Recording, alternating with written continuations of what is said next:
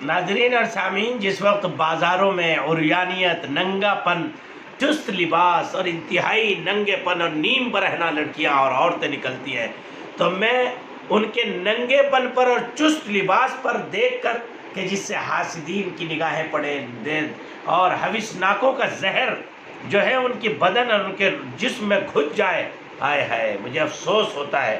افسوس ان کے تنگ لباس پر نہیں، افسوس ہوتا ہے جس گھر سے وہ نکلی ہیں، کیا اس گھر میں مرد بھی رہتے ہیں کیا؟